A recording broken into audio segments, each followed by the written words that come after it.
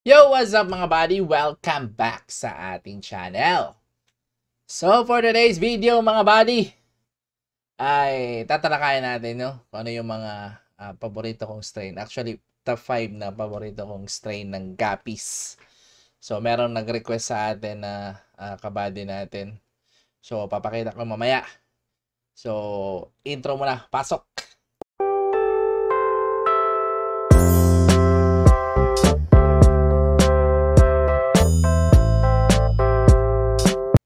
So, simulan na natin mga buddy. So, ito yung request content ng ating kabady na si I think si Funny Hub. Hindi ko alam kung anong pangalan nito sa Facebook. Pero parati ito nagko-comment sa ating mga buddy. So nag-request siya sa atin na ano-ano daw yung mga strain kong hawak dito sa farm. And then ano yung mga pinakagusto kong strain. So marami akong gustong strain mga buddy ng Gapi, pero magbigay na lang ako ng top 5 para sa akin. Yung pinakagusto ko talaga na Gapi strain sa lahat ng nahawakan kong strain. Ayan, ito yung pinaka-ultimate na gusto ko ng mga strain ng Gapis. And depende sa inyo kung ano yung mga gusto niyo. Pero sa akin, ito yung pinaka-top 5 ko sa aking listahan ng mga paborito kong Gapis. So, simulan natin dito sa Red Lace Snake Skin. So, ayan, credit sa picture na to, sa owner ng picture. Wala kasi tayong sample na iba. So, ito na lang kinuha natin. Ito yung ito sa picture is show grade to mga body ng Red Lace Snake Skin. Kung nakita niyo yung pattern, napaka-solid. Full mass yung pattern. And then, same pattern yung caudal and dorsal. Yan yung pinakamalupit sa Red Lace mga body. Actually, ito yung una kong gapi na nahawakan. And then, ito din yung pinakamahirap na gapi na I think pinakamahirap alagaan sa lahat. So, na-explain ko na to dati yung sa iba kong content na yung mga pattern, mga body ang pinakamahirap na strain ng guppies, especially dito sa mga snake skin tulad nito. Alas pareho lang to sila sa mga yellow king cobra, mga body, mga bluegrass. Pero isa tong red lace sa pinakamahirap kasi nga sa isang batch nito mga body, pag let's say sasali ka sa mga show, so yung isang batch nito mga body, swerte na makapili ka ng 3 male na solid. Yung as in, ganitong itsura, yung pattern, dorsal, yan, yung kulay, yung walang dilaw dito sa may pentacle.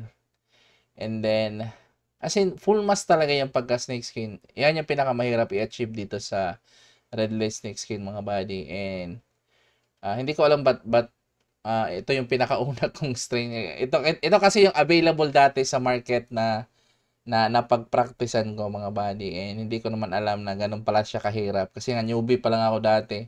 Kahit ngayon mga body, pinakamahirap pa rin yung red lace na hawakan. Yung i-achieve mo yung ganitong itsura. Isa yun sa pinakamahirap. Actually, yung first ko na pagsali nito na show is champion agad mga body. As in, straight 8 times champion ako dito sa red lace snake skin. Siguro wala lang, siguro matinong kalaban kasi ayun nga, mahirap siyang alagaan. Kaya nag-straight tayo doon sa actual show. And then, meron din tong lalabas na gold black lace. Sa pagkakaalam ko yung nahawakan ko to, lalabas na ng gold black lace na same pattern, and then, ganun din yung itsura mga body. May pagka yellow, ay may pagka gold lang siya. Yan yung gold black lace. And then, yung pattern niya is kitang-kita yung mga guhit dito sa katawan mga body. Yan yung pinaka-solid na snake skin talaga. Yan. Isa yan sa pinaka gusto ko. Yan yung top 5 natin na favorite strain ko ngayon. And then wala ako ngayon dito. Hindi ako nag-alaga pala nito ngayon. I mean, meron pala kami pero hindi ako nag-focus dito sa red lace kasi nga, yung nga sabi ko pinakamahirap, and then maraming basura talaga mga body.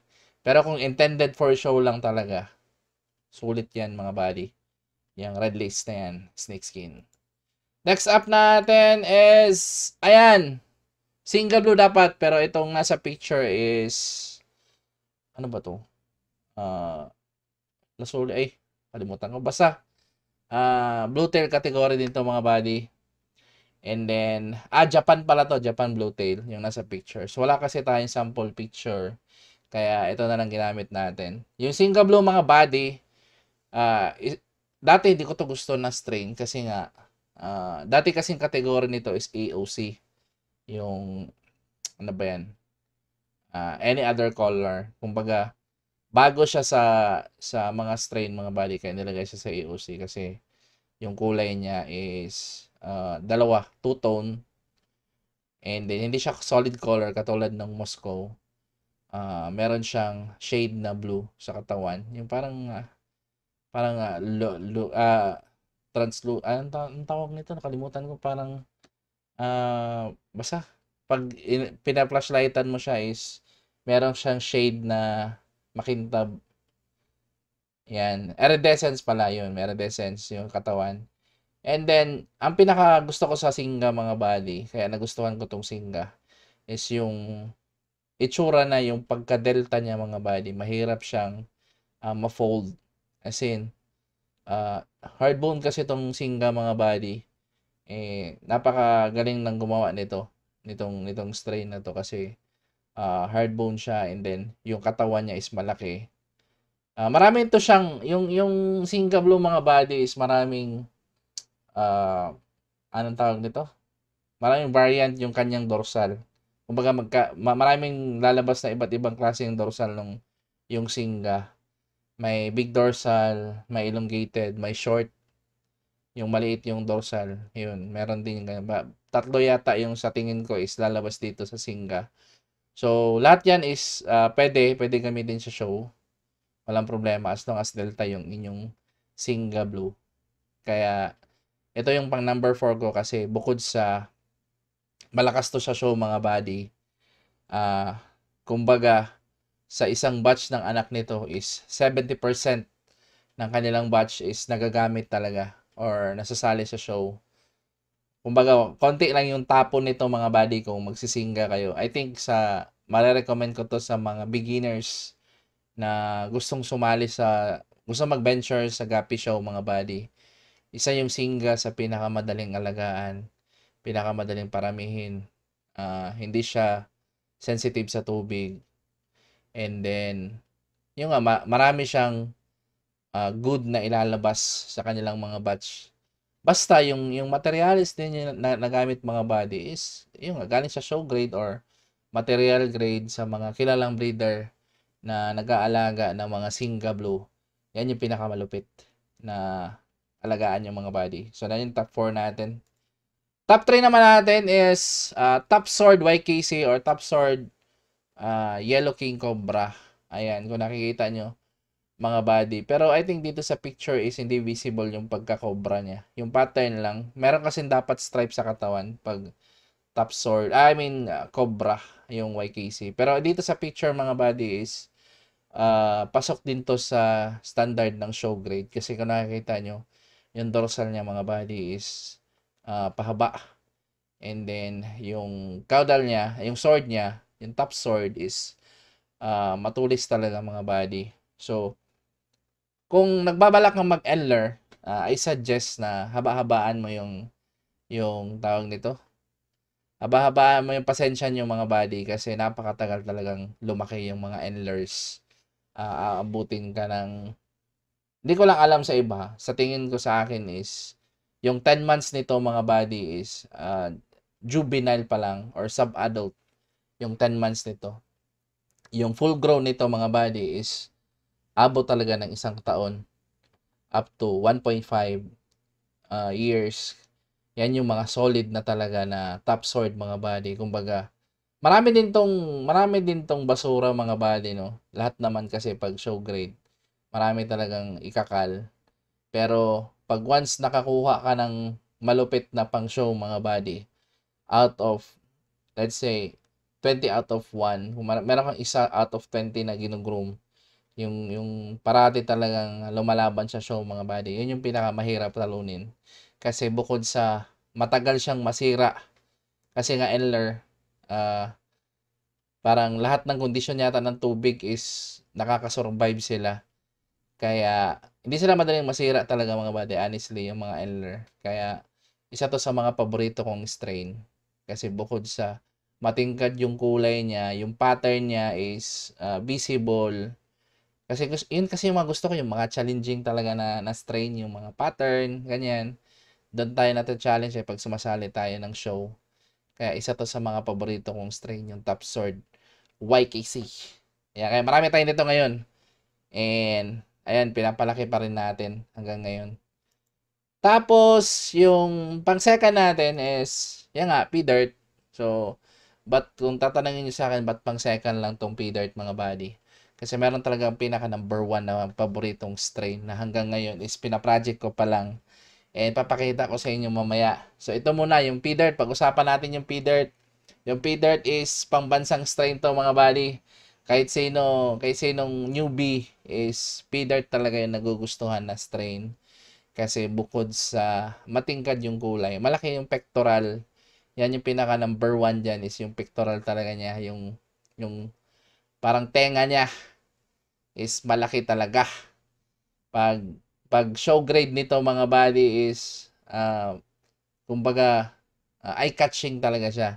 Yun yung P-Dirt mga buddy. Kumbaga, kahit sa aspeto sa pagbenta, sa show, yan. Malakas talaga yung P-Dirt. Number 1 kasi to sa market talaga mga buddy yung P-Dirt. Kahit sino magbenta ng P-Dirt as long as malaki yung tenga. Automatic sold yan mga buddy. And then yung price din nito is hindi siya ganoon ka madaling ibaba yung presyo. Pag quality talaga yung P-Dirt. Nagre-range yan talaga siya sa 1.5 pataas. Yan, pinakamura na yung 1K sa mga quality na P-Dirt. Kaya isa to sa mga gusto kong strain. Actually, malaki na yung tawag nito, profit na nakuha ko dito sa P-Dirt. Kaya isa to sa kumbaga anong tawag niyan? Yung bread and butter sa farm. Siguro kung walang P-Dirt, hindi matagal na nag-close yung farm. Yan, kaya isa to sa paborito kong strain, yung P-Dirt natin mga buddy. And yung number 1 natin na strain is Double Sword Red Lace. Yan. Ito yung pinaka-ultimate talaga na favorite ko na strain. Kumbaga, meron ako nitong mga buddy, yung sinasabi ko sa inyo is mahirap na ma-achieve yung mga ganitong itsura. I think marami pa naman nag-aalaga nito na as in solid talaga na Double Sword Red Lace. Pero sa akin kasi is dinedevelop ko pa lang hanggang ngayon. Hindi ko lang mapokusan kasi sa pag-alaga nitong mga buddy kasi nagpo-focus tayo parati sa mga binebentang isda. So ito kasi yung double sided lace is yung sinabi ko kanina yung top 5 is yung delta na red lace. Ito naman is double sword. Belong to sa Eller category mga buddy. Kaya yung mga paborito ko talagang strains yung mga pattern. So ito yung pinaka ultimate na favorite strain ko sa lahat ng guppies. Kasi parang mahirap na i-achieve yung pattern sa katawan. So, andito pa siya. Tapos, sinamahan mo pa ng sword na dalawa. Yung pinakamahirap talaga. At tingin ko yung I think, eye-catching para sa akin. Ewan ko lang sa inyo, pero sa akin, ito kasi yung pinaka-eye-catching talaga sa akin na strain. Kaya, number 1 sa akin itong double sword red lace, mga buddy. And, ayan. Pag-comment kayo sa baba, ano yung mga top 5 nyo na paboritong strain. Sa mga gusto mag-comment yan, ilagay nyo dyan sa baba yung mga paborito nyong strain, mga buddy. Pag-usapan natin yan. So, I think dito lang, mga buddy. I hope nagustuhan yung ganitong content. And then, don't forget to like, share, and subscribe. Yun lang. Bye. Peace out. Brah.